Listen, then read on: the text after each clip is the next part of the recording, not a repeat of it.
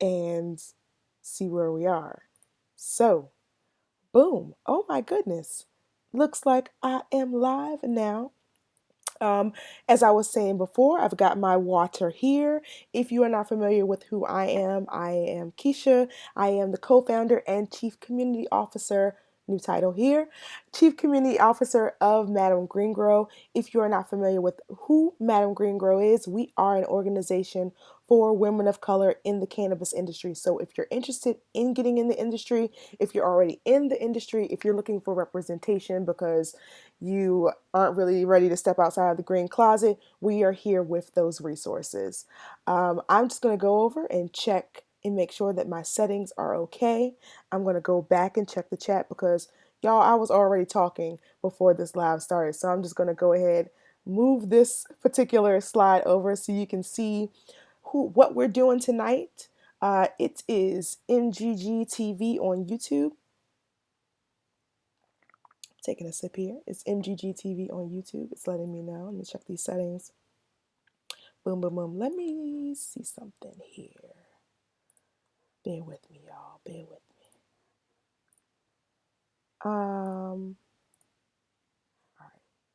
My video stuff. It looks good. It looks good. Y'all let me know if it doesn't look good. I'll check the replay after this to make sure it's okay. So I'm back on the screen now. I'm using a new software I'm super, super excited about. But I'm going to go ahead and get into the show. If y'all are ready, we're going to go ahead and jump into it. All right? So, first things first, we're going to go over some headlines. It has been a very interesting climate in the world recently. You know, everyone's been talking about coronavirus, and I could have talked a little bit about coronavirus, but what I'm not going to do is talk about coronavirus. It is everywhere. It is in your timelines. It is in your news feed. It is scaring your parents. It is having your boss micromanage you. um, it is just a really interesting pandemic that we're under, and to not further cause more hysteria. I'm not talking about it here.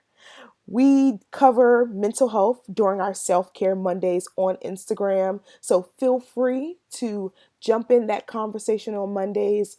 We typically have a quote or a post. Right now, we're in the middle of our 31 Days of Women of Color, which I'll go over later in the show. But getting back to the headlines, this is going to be a coronavirus free zone. So the first headline that I want to bring up is the topic around Black entrepreneurs filing a federal lawsuit against the U.S. Attorney General for discrimination in the cannabis industry. Now, this article was actually something that was given to me as a Google alert. I typically track Black women in cannabis, Black entrepreneurs in cannabis. But what was really telling about this particular article, which, by the way, if you're looking for it, was posted on blacknews.com, was that I hadn't heard about it, you know? And I think that that information probably got drowned out through the coronavirus information that we've been having. But just to give you a little bit of the skinny on this article, I'm going to flip back over. A group of individuals, plaintiffs Aaron Barenfield and Peter Manning, are turning to the U.S. federal courts for justice after years of working for inclusion for African Americans in their state's legal recreation cannabis market. So, as the article continues, you find that they're actually in Washington, where there's been a vibrant recreational market for the last couple of years. I was interested to continue reading about this. This was a reshare on this website. If you go to blackexcellenceincannabis.com, you can find that original article. I'm going to shoot that headline back over. But this was covered by Black Excellence in Cannabis. Shouts out to you all for getting this to the attention of the masses. You know, they are really doing some really good work. So if you want to know more of what's going on in the state of Washington, check out the group Black Excellence in Cannabis. They filed a federal lawsuit for discrimination in the cannabis industry. So we'll be following that story as it continues. Any questions while I'm here? I'm gonna take a sip because I don't want to drink through this. And this isn't necessarily a presentation where I should be going slide by slide by slide. I just want to give y'all the information. It has been a crazy week. Mm. One of the things that I've been doing while I've been teleworking from home, which I'm thankful and grateful to be in a position to be able to do because I know that many others aren't, is that I have been taking very long walks. Very long walks. And as I'm walking, I realize I'm working out a lot of frustration, a lot of anxiety. We sit with a lot of our stress on our shoulders. Now, typically I go to the gym every morning, but since the gym is closed right now, I have to be very creative with my workouts. Um, but moving while you're I guess quarantined, if you're able to just step outside, get some fresh air, do some jumping jacks, jumping rope, squats, burpees, anything to kind of get your body moving. Get some of that stale air of sitting in the house or sitting in a place where you're able to, or if you're able to move, move. Point blank period. If you're able to move, move. Let's move on to the next headline because I don't want to go too far into that. The next headline is a flip of the last article we had. This actually was posted in Black Enterprise, and it was reshared by Die Black Men, which, we just gonna roll with these articles here. But the headline reads, Black entrepreneurs thrive in the $10 billion cannabis industry despite low representation numbers. Now, I'm not sure if in your town or your city, Black and brown folks have representation in the cannabis industry, but I can say in the lovely old line state of Maryland, they do not. And in our neighboring and also my home area, Washington, D.C., District of Columbia, it's slim to none. You've got Dr. Shonda Macias. You've got a few other individuals who are moving that industry in D.C., but it's slim pickings. And Maryland's actually even more slim. Flipping back to the article. As you read, they talk a little bit more about how the Marijuana Tax Act of 1937 made cannabis consumption illegal. They drop a little bit of the history, but one of the things that this article did report was that it was able to pull a lot of our early representation, like Chantel Lindsay, who's the founder of Ardent Cannabis. If you aren't familiar with who Ardent Cannabis is, it's a Boston biotech and medical cannabis company. So one of the things that, if you think about Ardent, you think about decarboxylating your cannabis as you prepare it for other methods of consumption, whether it be through ingestion of tinctures or oils infused in butters and oils. Just kind of the extracts of the THC is extracted into some type of form, some alcohol, some liquid. And Chantel actually invented an apparatus that will allow you to do that a little bit more efficiently. So, woman of color, shout out to her. More into the article, they talk a little bit more about Wanda James, who we all know is the first African American woman to own a dispensary in the country. She has been around the scene for a while now. She is one of the advocates that you see on the front lines. She's sat on presidential committees. She's worked with the governor. I know there's a lot of folks talking about Wanda for governor. I've seen that on her social media. So this was a really great article to kind of see the history of where cannabis is, where some entrepreneurs have been able to maneuver and be successful in the work that we have to do. So shouts out to Die Black Man for that article there. As we head into our next article, which is not that one. Hold, please. Boom. This article here was also, this was originally printed in Black Enterprise, and I was only able to get a little bit of a clip of it, but I'll make sure that all of the links of these articles are shared with this live presentation. And also, if you are not a member of our newsletter, tribe, fam, gang, know that we dropped a lot of this information earlier today. So check your email for these links, some of these tips that I'll be talking about as we move along. I'm also going to check my time, check the chat, and then I'll get back to this article. Cool. All right. So awesome. Let me go through and drop these links here. Shouts out to you, Chocolate Scholar. Hey, Dalen, what's up? Um, Here is this first article here. And this was that second article.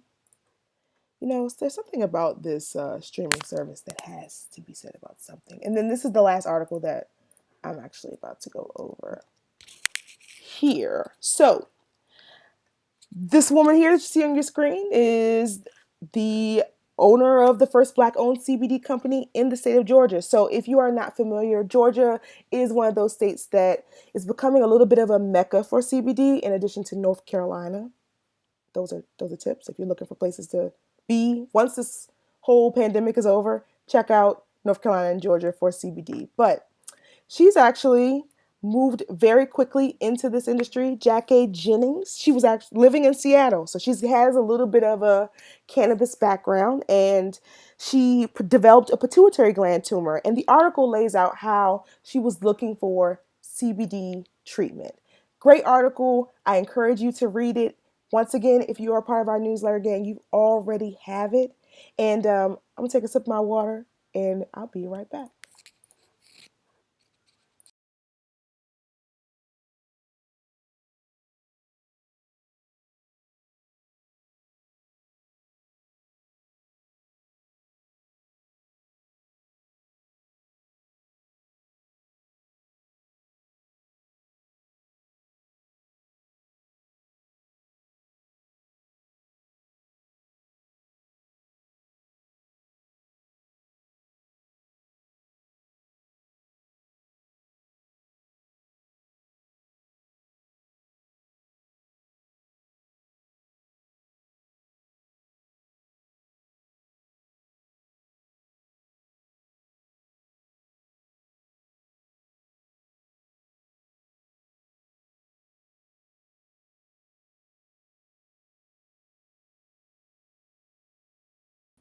All right, I am back. I wanted to show you this last article here, which I was not able to get a bit of a screenshot of, but this has been blowing up over the last couple of days. And the news dropped that Khalees, hip hop R&B artist, just announced her television show that will be dropping on Netflix, and it's launching on 420. So this is a great time if you are in the house, as you know, to catch up on some good old Netflix content cooked with cannabis. So there's actually a few different, let me make sure that I am going to move to the right one here. But there are actually a few different shows on Netflix that have, you know, cannabis content for it already. And you can also just go on Netflix and see that cannabis content. But that's the last article there. Those are the headlines. Those are our topics that we're covering this week. One last thing that I want to talk about before I switch over to our 31 Days of Woman of Color is that if you know someone who is interested in getting in the cannabis industry, please share this information with them. Share the articles with them. Share the website with them. Share any type of resources that you have, because the easiest way in breaking the stigma as it relates to cannabis is by sharing the information, sharing your knowledge. So that brings me to our next presentation here, which I'm going to go ahead and Especially as a transition over person of into color. So that's like the number three. which You I've been know, last week thumbing through since we don't got it a couple of weeks ago. But yeah, if you you are know, tell familiar us a with little this bit clip, about some we of those did those a um those quick pivots to clip growing with down the Dashida, journey of getting and to I where you was are now. very proud Wow, that is a to big host this confession, right? conversation. Like I was like, how much time So do I what you're have? seeing is the clip from last week, right? No, I wrote the I book am How going to to go Succeed in the ahead and Cannabis switch over Industry to the because second I had clip so that many we different have that Dashida ups and did, downs. And I um, think that's the also life of on an the same entrepreneur, topic. period. So But it's certainly the case in a bear very with me as I volatile industry transition like the over. cannabis industry. You know, don't You have reason to be worried. I don't ever, try to tell someone like, oh yeah, crossover and there's no issue at all. You have to be strategic. That's why I wrote the book. It's like, okay, don't waste your time, especially as a person of color. Don't put yourself at risk without doing the necessary work. And I think that I've seen so many crazy things happen to people, yes, in cannabis. And sometimes it doesn't matter what your color is. It is something that is true to the industry. But you add on top of that being a person of color, a black woman, black man, Hispanic woman, Hispanic man, like we're already more likely to be targeted as a result. I mean, my hair, you have locks, my hair is natural. I walk into the wrong spot, I'm coming out. It's going to smell like that. Like that is what it is. And that was before I smoked. I used to feel that way. And I've had really interesting incidents as a result. So I think just on the fact that you can be targeted based on a smell, and if you're deciding to work in the industry, whether you are doing so as an advocate, a business person, you still wind up around products somehow and around people who are utilizing it. And you definitely, even if you're not a consumer, you could easily be grouped in and targeted. So there's risk, period. And I think it's important for people to understand that this isn't a get rich quick. I don't know anyone who has figured that part out. Even the ones who came in rich, and no shade, but look at MedMan. So it is what it is. You can come in with money, you can think you're going to throw money at it, but nobody, not the big, not the small, has really proven that they've got this all locked down and Mhm. figured out. So we will be hosting a book talk actually here on YouTube. But if you want to get the full clips of those videos, it's all in the Garden Club. And if you are not familiar with what the Garden Club is, let me go ahead and see if I have. I don't, but it's all right. So, the Garden Club is our online community. It is currently on Facebook. So, if you are affiliated with the Woman of Color in Cannabis page, you'll get a link to the Garden Club community. But we'll be talking about, excuse me here, we'll be talking about Tashida's How to Succeed in the Cannabis Industry, her best-selling book. I'm so proud to do and host and lead this book talk conversation. I think it's imperative to have this conversation, especially during these times. I'm pulling up my copy here. So she's got the hard copy. She also has a digital copy. We will hopefully be working to give away some items and also a copy of this book here. So if you are interested in enter into the cannabis industry, it's got some really great background information. If you just want a refresher on the cannabis industry, this is where you need to be. And be sure to stay tuned to our newsletter to get more information about when that book talk will launch. All right, so I am going to go over our last piece here, which is our 31 Days of Women of Color. So, if you aren't familiar with the 31 Days of Women of Color, we started this initiative because of the lack of representation. You know, our story starts with the fact that we went to a cannabis competition. We couldn't get in. Started to grow, grew a male. But we also just wanted to. We didn't see anyone who was doing what we were doing. We didn't have anyone to reference to, any type of guides that looked like us, right?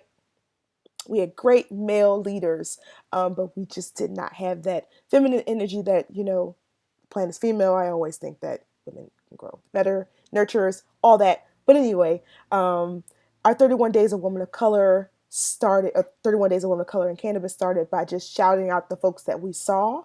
And so last year we did a formal submission. We featured about 30 women.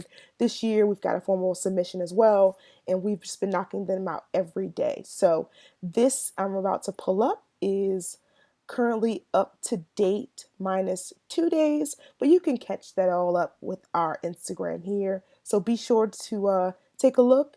Shout out to the women who have submitted, who were nominated, who are doing the damn thing in the cannabis industry. Super proud.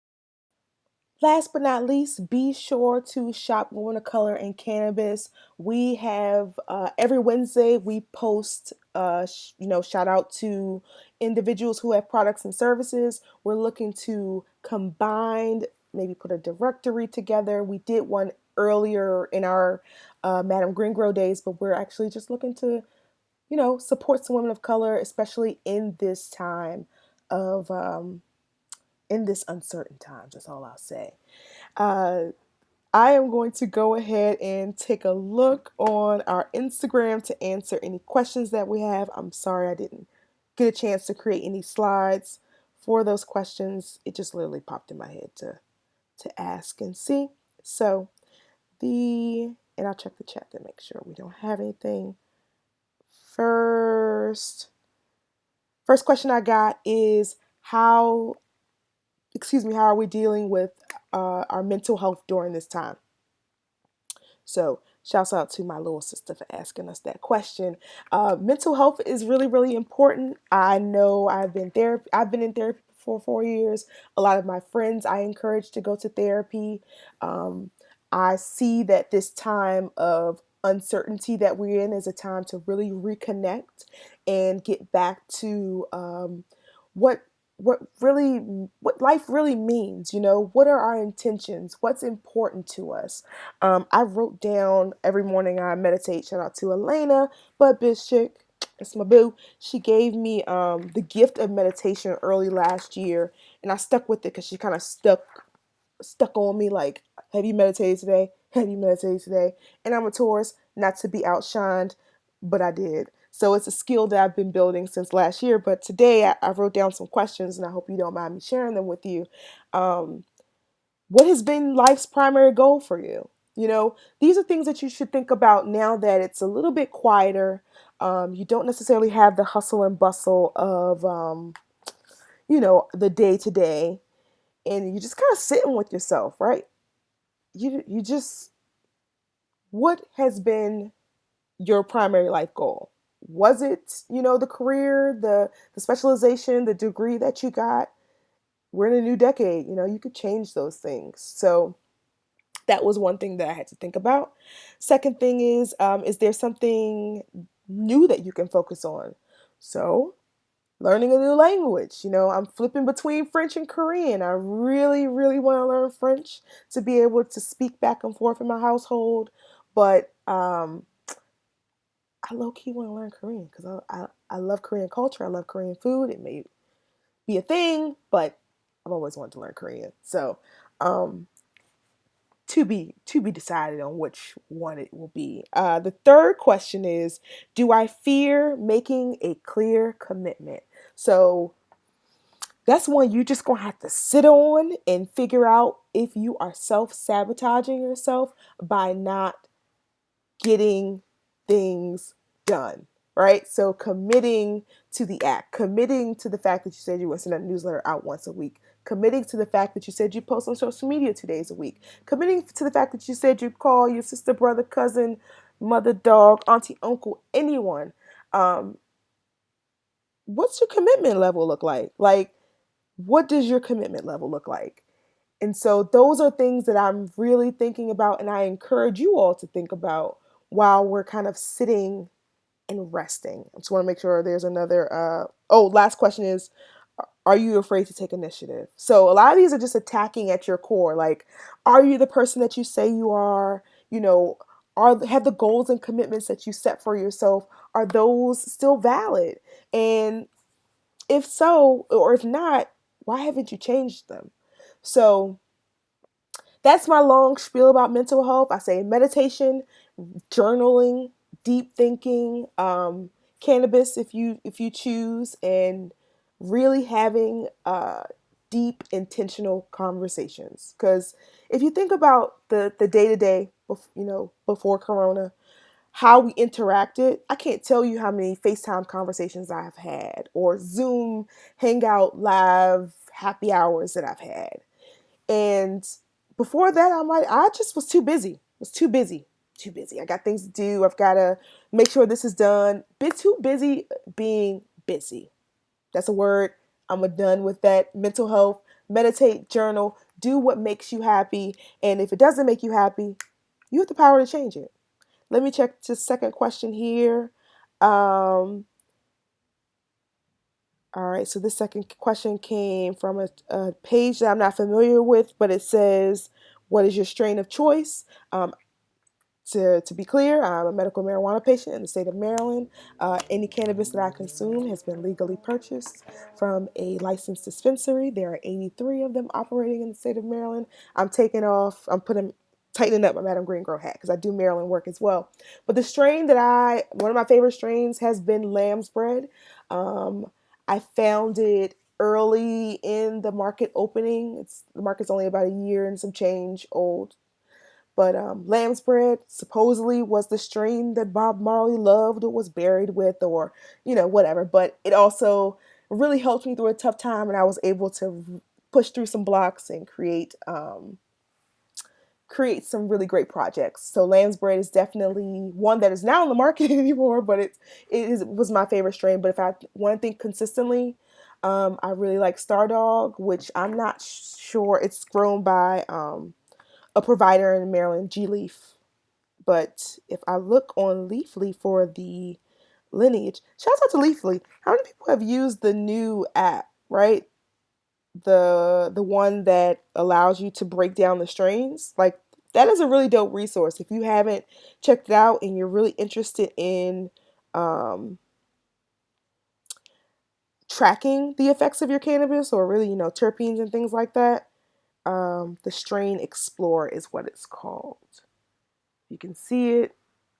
These are the popular strains that popped up, but if you take a look at it, you can see basically what I'm talking about. Like, big information, lineage, feelings, um, reviews, but then what I like, there's that lineage there. So it shows you the parents, it shows you what could be, and then totally off topic here, but roll with me. Um, Similar strains. So say for instance you really want that, I have no idea, Girl Scout cookies or GSC or wherever you decide to call it. A similar strain could be sour diesel, but they're also letting you know it's a little bit more uplifting, right? So shouts out to Leafly. Let me look up that Stardog strain there. I almost forgot, y'all. I almost forgot. Just checking the chat there. Stardog. Stardog is a hybrid. Um, It is peppery, herbal, and citrus. It's a cross between Kim Dog 4 and Trez Dog. The dogs. I don't know what's up with the dogs. But Stardog was a really great strain. When we had a retrograde, the last rough retrograde, I found Stardog as a strain and was just like, oh, you've saved my life. Like, it was just everything. So those were the two questions that we got. I'm actually going to go ahead and wrap it up. One of the last thing that I want to leave you with is a slide, I think. Maybe not. Maybe not. Um, Toss it back. Just a friendly reminder. We're here every Friday at 8 o'clock. I try to go about 30 minutes or so because, what else do we got to do on a Friday night? But thank you all for joining, checking us out. I am looking for one last slide. If you are looking for a community to kick it with, be sure to come hang out with us in the Garden Club. And the Garden Club, like I mentioned earlier, I don't see the slide, y'all. I might have to just put it somewhere else. Oh, wait a minute. I think I found it. Here we go. I found it. Just going to bring it out here. Also in the Garden Club, very similar slide. Just roll with it. Um, every third Saturday at 9 o'clock, we have our After Dark conversations. We have one coming up. Well, the previous one, we talked a little bit about women of color in the cannabis industry. We talked about the Mother's Tea study that was done in Jamaica that a lot of people use to reference pregnancy and cannabis usage. We talked a bit about Billie Holiday and how she was actually the first targeted woman of color in on the war on drugs. And then we also brought it back to talking a little bit about personal experiences and some resources that you can use. So those are the type of things and conversations that we have in the Garden Club. Once again, you can find that on Facebook. Our Empire Confessionals, which Tashita was a part of, is there. Any type of conversation that we have that just is a little bit too can be too personal for Instagram or Facebook is where we have those. So After Dark is every third Saturday at 9 o'clock. That's Eastern Standard Time because that's where we live. April 18th, we'll be having our conversation on home cultivation, do's and don'ts. If you are, you want to learn how to grow, you want to learn about, talk about growing, you want to talk about home cultivation, this information will be available to you in our garden club. So I'm going to take a sip before I head out. I hope this was a good live, y'all. It's 31 minutes. I gave y'all my best. I talked about everything. I didn't miss my notes. Shouts out to Jashita, How to See the Cannabis Industry. I can't tell y'all how much I've learned just by picking this book up in February. So we met her in February. Yeah, this is it, y'all. This has been MGG Live. Thank you so much for joining us. I will make sure that my co-founder is on the next time. So, Jamia, I know you're watching this. Make sure you have your segment ready for next week. And we'll see you here. Same time, same place, drinking water, enjoying life. Y'all be safe.